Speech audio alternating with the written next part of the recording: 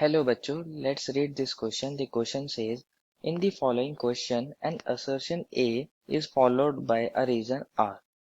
Use the following keys to choose the appropriate answer. Option A, both A and R are correct. R is correct explanation of A. Option B, both A and R are correct. R is not correct explanation of A. Option C, A is correct, R is incorrect. And option D is R is correct, A is incorrect. Assertion A is ionic solids are hard and brittle, and reason R is in molten state ionic solids are conductor of electricity. बच्चों इस question में हमें एक assertion दिया है और एक reason दिया है। हमें देखना है कि क्या असर्शन सही है या फिर रीजन सही है, और अगर दोनों ही सही है तो हमें चेक करना है क्या जो हमारा रीजन आर है वो करेक्ट एक्सप्लेनेशन है असर्शन के लिए या फिर नहीं।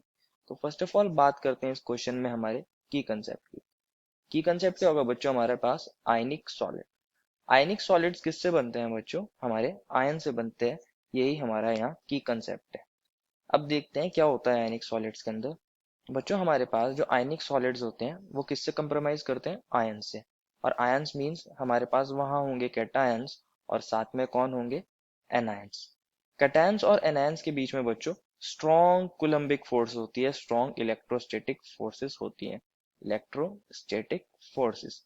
इन इलेक्ट्रोस्टैटिक फोर्सेस के कारण, इन स्ट्रॉन्ग कुलम्बिक फोर्सेस के कारण बच्चों ये कैसे हो जाते हैं, हार्ड हो जाते हैं और ब्रिटल हो जाते हैं, हार्ड एंड ब्रिटल।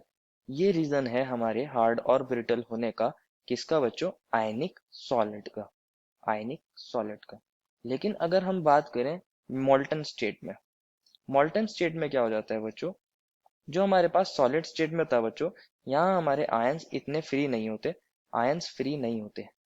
तो क्या होगा बच्चों, ये हमारे बैड कंडक्टर होते हैं इलेक्ट्रिसिटी के। लेकिन हमारे पास मोल्टन स्टेट के अंदर बच्चों आयंस कैसे हो जाते हैं, फ्री हो जाते हैं। तो ये आयंस फ्री होने के बाद इजीली इलेक्ट्रिसिटी को कंडक्ट कर देते हैं, ये कंडक्टर्स बन जाते हैं। तो हमारे पास जो असर्शन दिया था कि आयनिक सॉलिड जो होता है हार्ड और ब्रिटल होता है, वो बात सही है। और रीजन दिया था कि मोल्टन स्टेट में आयनिक सॉलिड क्या होते हैं, गुड कंडक्टर्स ऑफ इलेक्ट्रिसिटी होते हैं, ये बात भी सही है।